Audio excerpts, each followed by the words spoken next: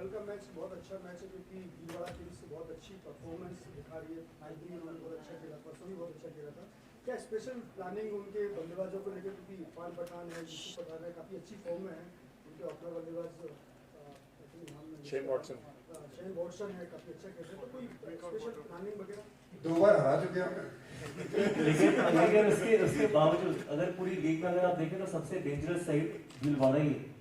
तो चाहे हमने 2 बार हराया है, होपफुली तीसरी बार हराए, वो ज्यादा मैटर करता है। वो जो 2 बार हराया उसका कोई महत्व नहीं है क्योंकि कल के मैच का महत्व है। लेकिन अगर आप चारों टीमों में से अगर मुझसे पूछेंगे कि जो सबसे बेहतरीन साइड है, सबसे डेंजरस साइड है, और शायद अगर सारे खिलाड़ी फिट हो तो सबसे जो बैलेंस साइड है तो वो भीलवाड़ा किंग्स ही है।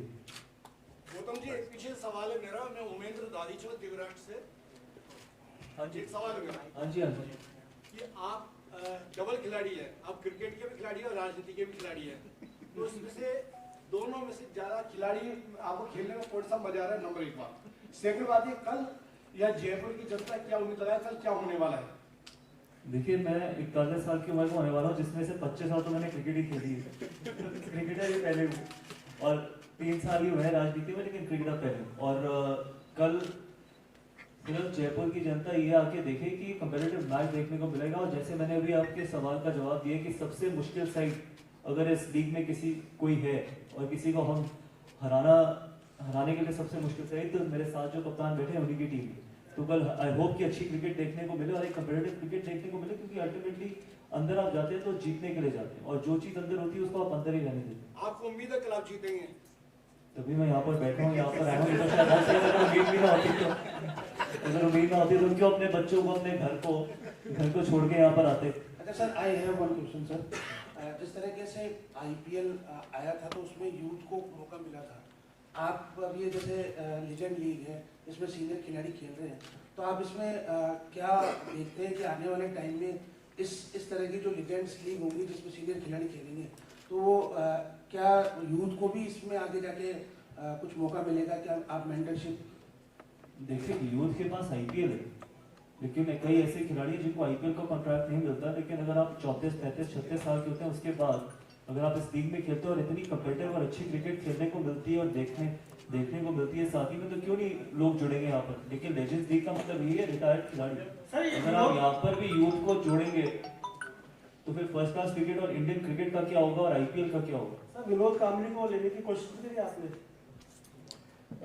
देखिए, हम लोगों ने जैसे अभी बात करी, उन्होंने कहा कि T20 लीग्स हो रही हैं, आईपीएल हैं या और कहीं पे भी T20 लीग्स होती हैं। वहाँ पर जो टैलेंट स्काउट्स होते हैं उनका काम होता है वो डोमेस्टिक लेवल पे, ग्रासरूट लेवल पे जाके टैलेंट ढूंढते हैं। हमारा जो प्रोसेस है वो थोड़ा डिफरेंट है। हम लोग यहाँ पर उन लेजेंड्स को देखते हैं जो शायद आज की डेट में फिजिकली फिट हैं और कम्पिटिटिव क्रिकेट ऑफर कर सकते हैं। तो हमारे एंड्रू लेपर्स, हमारे डायरेक्टर स्पोर्ट्स साइंस हैं, वो अराउंड द वर्ल्ड देखते हैं क्रिकेटर्स को, फिर उनसे बातचीत करते हैं। तो ज़रूरी है कि अगर जैसे आपने कामली का नाम लिया और बहुत सारे खिलाड़ी हैं, अगर वो ऑफर करेंगे तो आगे आने वाले टाइम में पूल में ऐड किया जाएगा और if they are able to perform as per competitive cricket they will be part of the league. Irfan, Gaurav भाई बहुत अग्रेसिव दिख रहे हैं क्योंकि काफी मैचों में आपको देखा गया चीयर करते हुए देखा गया। खुद आपके फादर भी आप जब थक के आ रहे थे तालियां बजा रहे थे। इस बार कुछ अलग इरफान पठान दिख रहे हैं, क्या है कुछ? देखिए, फाइनल में पहुंचते तो ऐसे अलग नजर ही आ जाते हैं, लेकिन देखिए एग्रेशन के साथ हम लगातार क्रिकेट खेले, चाहे वो यूसुफ भाई हो, यूसुफ भाई इंडिया के लिए खेलते थे, या गौतम की कप्तानी में इतने साल खेले, बहुत अग्रेशन के साथ क्रिकेट खेले। और हमारे भी काम यही था कि जब वो गेंदबाजी में पहली दूसरी ओवर में विकेट निकालते थे, वो एग्रेशन के साथ ही निकालते थे। तो एग्रेशन हमारी जिंदगी का हिस्सा रहा है एक तरीके से कहा जाए। लेकिन जो कॉम्पिटिटिव की बात की रमन भाई ने और गौतम ने भी, देखिए जब आप कॉम्पिटिटिव क्रिकेट खेलते हैं ना तो आपका खून गर्म रहता है, और अगर खून गर्म रहता है तो थोड़ा बहुत आपको देखने भी मजा आता है, लोग भी बात करते हैं, आपको भी मजा आया ना, तो बस आपको मजा आ रहा है, आपको खेलने में मजा आ रहा है, और उसी लिहाज से कल भी खेलने की कोशिश करेंगे। हारना जीतना एक बात है, वो चलता रहता है, आप जिस दिन अच्छा खेलोगे उस दिन जीतोगे। और हमें ये भी पता है कि गौतम की जो टीम है वो हमेशा खतरनाक रहती है, क्योंकि वो सबसे पहले फाइनल में आके बैठे हुए हैं, हमारा इंतजार कर रहे हैं। यहाँ पे उनको मौका मिल गया है वो सारे ग्राउंड को भापने का, और खैर उन्हें मौका नहीं भी मिले ग्राउंड में भापने का तो भी बहुत मास्टरमाइंड कैप्टन है। उन्होंने आईपीएल जीती अपनी कप्तानी में, भारत की कप्तानी की है, मैं उनके कप्तानी के अंदर खेला भी हूँ, तो मुझे पता है कि वो कितने उच्च स्तर के कप्तान हैं।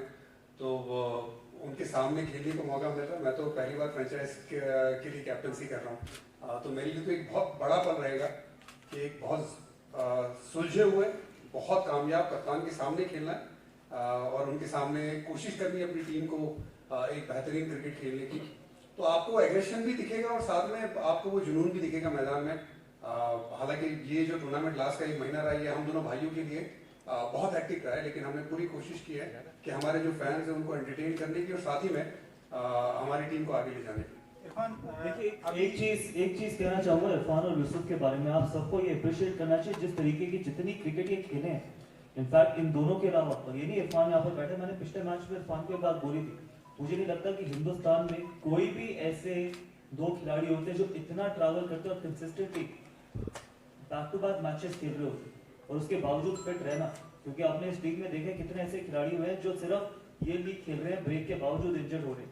तो इरफान यूसुफ का फिट रहना, उस फॉर्म को बरकरार रखना, इसलिए मैंने कहा था कि आप सबको ये अप्रिशिएट करना चाहिए और इनफैक्ट देश की जनता को बताना चाहिए कि आज जो हमारे युवा खिलाड़ी इंजर्ड होते हैं, और अगर आप इरफान और यूसुफ को देखें तो कहीं ना कहीं इससे सीख लेनी चाहिए उनको।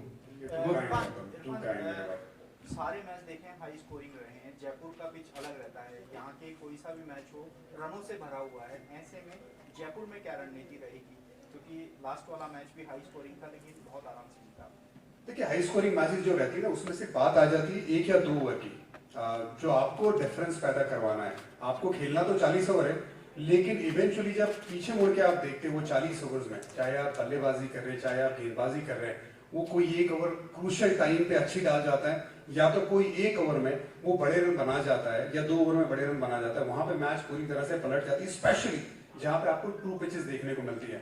हमने देखा था पिछले मैच में हमने बनाए 225 रन, हमारे भाई जी हमारे दोस्त बैठे, उनकी टीम ने एकदम आसानी से वो रन चेस कर दिए, क्योंकि वो रोस टेलर आए, उन्होंने बड़े बड़े शॉट लगाए, उसके बाद नर्स भी आए, उन्होंने पूरा गेम एक तरफ खींच के चले गए, हमारे गेंदबाजों को कोई मौका नहीं दिया। कल भी वैसे ही हुआ। कल जिस तरह से हमने स्टार्ट किया, हम जब चेस कर रहे थे लगभग 200 का स्कोर, जहां पे गेम टर्न हो रही थी, अगर स्टार्ट अच्छा मिल गया और हमने वो पावर प्ले की 3-4 ओवर अच्छी खेली तो गेम पूरी तरह से हमारी तरफ आ गया। सो होती है 40 ओवर की गेम, लेकिन वो कुछ जो पल रहते हैं आपको 2-3-4 ओवर के, वो जीतना बेहद जरूरी है। और मुझे लगता है कल इस जबरदस्त पिच में, जो जयपुर की पिच हमेशा रहती है, वहां पे भी यही होने वाला है। Gautam, this is Naveen from sports केरा। मैं ये पूछ रहा था कि आप बड़े मैचों में आपके बल्ले से रन देखने को मिले, चाहे वह 2007 वर्ल्ड कप हो, 11 हो, एक बार फिर से एक फाइनल आपके सामने है। क्यों याद दिलाना तो भाई? व्यक्तिगत रूप से आपके क्या प्लान्स रहेंगे इस मैच के लिए, और बीइंग अ कैप्टन किस तरह का प्रेशर आप महसूस कर रहे हैं इस मैच को लेकर? देखिए, पहली बात है कि 2007 में मैं 24 से 25 साल का था, 2011 में मैं 28-29 साल का था। मैं क्रिकेट कंसिस्टेंटली खेलता रहा, लेकिन कल का मैच फाइनल कोई भी हो, टूर्नामेंट का फाइनल ही होता है। आप किसी भी टूर्नामेंट में जाते हैं वो जीतने के लिए जाते हैं। मतलब आप किसी भी खिलाड़ी से पूछ लीजिए, चाहे वो कोई भी हो, चाहे वो लेजेंड्स लीग का फाइनल हो, चाहे वो कप क्रिकेट का फाइनल हो, टूर्नामेंट आप जीतने के लिए ही खेलते हैं और आप रन बनाने के लिए खेलते हैं। ऐसा कुछ नहीं है कि कल मेरी कोई अलग मोटिवेशन होगी या पहले मैच में कुछ अलग मोटिवेशन थी। पहले मैच में भी उतनी मोटिवेशन थी जितनी कल वाले मैच में होगी, क्योंकि कप्तान उतना ही अच्छा है जितनी अच्छी उसकी टीम है। और सबसे ज़्यादा इंपॉर्टेंट है कि मेरा पहला काम है रन बनाना। मैं अगर इस प्लेइंग के लेवल में मेरा पहला काम रन बनाना है, कप्तानी दूसरी चीज़, तो कोशिश करनी कि कंट्रीब्यूट कर सकूँ और रन वो बनने चाहिए जिससे टीम जीते। वो रन नहीं कि मैं अपने 50 बनाऊँ, टीम हार जाए, उस रनों का कोई फायदा नहीं है। तो चाहे 20 रन बनाओ चाहे 30 रन बनाओ, उससे टीम जीतनी चाहिए। प्रशांत सर कल बॉलिंग कर रहे हैं, इंतजार इस चीज़ का है? देखिए, बॉलिंग करने का इरादा तो है, लेकिन जब तक हमारे जो 5 या 6 गेंदबाज, क्योंकि यहाँ पे सुपर सब का भी आपको मौका मिलता है, तो अगर वहाँ से काम चल जाता है। मैं पिछले मैच में भी कोशिश कर रहा था कि मैं एक आध ओवर डाल दूँ, और मतलब इतने ज़्यादा मैचेस जो खेलते हैं उसमें थोड़ा बहुत आपको संभाल के ये भी चीज़ करनी कि अगर आपकी बैटिंग बहुत ज़्यादा नीडेड है अपनी टीम के लिए, तो बॉलिंग वहाँ पे आप कब डालते हैं जब टीम को आप फायदा पहुँचा सके। तो कल अगर लगेगा कि मेरी टीम को इस वक्त पे मैं गेंदबाजी करूँ, उससे फायदा होगा, तो हो सकता है आपको देखने को मिले गेंदबाजी। एक सवाल है कि क्योंकि ओमान में सक्सेसफुल रहा था टूर्नामेंट, अब इंडिया में खेला जा रहा है, और हमने देखा कि कोलकाता से कटक और तमाम जगह जो है आप घूमते हुए जोधपुर फिर जो है जयपुर आते हैं, जबरदस्त जो है फैन फॉलोइंग। क्या नेक्स्ट टाइम भी इंडिया में ही होगा? देखिए, हम साल में 2 सीजन करेंगे। एक सीज़न हमारा इंडिया एशिया वर्ल्ड का जो फॉर्मेट है जो पहले ओमान में किया था वो होगा, और दूसरा फॉर्मेट जो फ्रेंचाइज मॉडल हमने अभी लॉन्च किया वो होगा। सितंबर में फ्रेंचाइज मॉडल होगा और वो अगले साल इंडिया में ही होगा। लेकिन जो इंडिया एशिया वर्ल्ड है वो ट्रैवलिंग फॉर्मेट है, तो फिलहाल हम ओमान में करेंगे, और उसके बाद उसका पर्पस है उस लेजेंड्स जिनकी हम बात कर रहे हैं, जिनकी वजह से क्रिकेट प्रमोट होता है, उनको हम अलग अलग देशों में लेके जाएं और वहाँ क्रिकेट को प्रमोट करें। तो वो हमारा उसका ऑब्जेक्टिव अलग है, वो ट्रैवल करेगी प्रॉपर्टी। और जहाँ तक रही आपने व्यूअरशिप की बात, एक्चुअली में इतने अच्छा क्रिकेट हो रहा है, और आज हमारी जो व्यूअरशिप रीच है वो इंडिया में हम लोग नंबर 2 की लीग बन चुके हैं इन टर्म्स ऑफ ऑडियंस। जितनी बढ़िया हम लोगों को ऑडियंस मिल रही है बेस, कोई भी T20 लीग इंडिया में टीवी पर इतना ज़्यादा viewership, IPL of course is the biggest, हम लोग उसके आसपास भी नहीं, और फिर कंपैरिजन भी नहीं है, हम उसको कॉम्प्लीमेंट करते हैं। वहाँ यंगस्टर्स खेलते हैं, यहाँ कैटेगरी अलग है। तो क्लियरली हमारा एजेंडा है कि हम क्रिकेट इन लेजेंड्स के थ्रू हम लोग प्रमोट करें, साइन उनके लिए इंस्पिरेशन बने यंगस्टर्स के लिए। तो इस ऑब्जेक्टिव से दोनों फॉर्मेट चलेंगे। आई थिंक गौतम सर एक सवाल है, अनुज गिरी से फ्रॉम स्पोर्ट्स टाइगर। क्रिकेट में अक्सर में देखा जब भी आप फील्ड पे होते हैं कहीं मसाला रहता है, क्योंकि इतने 4 जगह आप रहते हैं। इंडिया कैपिटल्स और ऑब्वियसली भीलवाड़ा के बीच में जो पिछला मैच था उसमें एक फाइट रही थी, मतलब जॉनसन बना यूसुफ पठान, तो पुरानी यादें कुछ ताज़ा हुई, इनिशियल रिएक्शन क्या था जब वो चीज़ हुई? देखिए पहली चीज़ मैं बहुत साफ करना चाहूँगा, और इसमें ये नहीं है कि मैं हमेशा अपने प्लेयर्स को बात करूँगा, लेकिन किसी भी स्टेज पे चाहे आप जितने मर्जी हीटेड आर्गुमेंट में हो, आप किसी को फिजिकली पुश नहीं कर सकते। That is absolutely not acceptable. चाहे मिचेल जॉनसन मेरी टीम में, मेरा फर्ज बनता है उनको बैक करना एज अ कैप्टन, और मैं उनको बैक करूंगा, लेकिन मैं वो चीज़ बैक नहीं कर सकता जो within the laws of the game नहीं है। मैंने पूरी जिंदगी क्रिकेट बहुत हार्ड तरीके से खेली है, लेकिन with in the rules of the game खेली है। लेकिन ये चीज़ एक्सेप्टेबल नहीं है, ना व्यूअरशिप के लिए अच्छी है, ना लीग के लिए अच्छी है। और in fact hats off to Yusuf, in fact hats off to Irfan as well, कि जिस तरीके से दोनों ने हैंडल किया। क्योंकि अगर आप उस टाइम पे यूसुफ को देखते, अगर यूसुफ भी अगर अपना कूल खो बैठते तो और शायद चीज़ें और ज़्यादा हाथ से बाहर निकल जाती। तो आई होप कि ये चीज़ आप वर्बली आप एक दूसरे को, ठीक है आप बैंटर कर सकते हैं, स्लेज कर सकते हैं, sledging there is nothing wrong, क्योंकि 2 इंसान खेल रहे हैं, कोई रोबोट्स नहीं खेल रहे। तो लेकिन उससे ज़्यादा आप किसी भी स्टेज पे कभी भी लाइन क्रॉस नहीं कर सकते, और वो कोई भी अप्रिशिएट नहीं करेगा। 100% मैं तो बिल्कुल भी अप्रिशिएट नहीं करूँगा। तो आई होप कि हम कल कंपेरेटिव क्रिकेट खेलें, लेकिन अपनी लाइन क्रॉस ना करें। अगर आपको स्लेज करना है सो भी है, मैं भी स्लेज करूँगा, मुझे भी कोई स्लेज करेगा, और मैंने हमेशा माना है कि स्लेजिंग इज एब्सोल्युटली फाइन, लेकिन फिजिकल होना एब्सोल्युटली नॉट एक्सेप्टेबल। एक आप दोनों कप्तानों से सवाल है कि आप चूंकि आप दोनों ने लंबे समय तक एक दूसरे के साथ खेला है, एक दूसरे की कमियों को जानते हैं, आपने कप्तानी खेला, इरफान भाई ने कहा भी कि जो है आपकी जो रणनीति होती है उसकी मास्टरमाइंड है, और हमने ये चीज़ देखा भी है।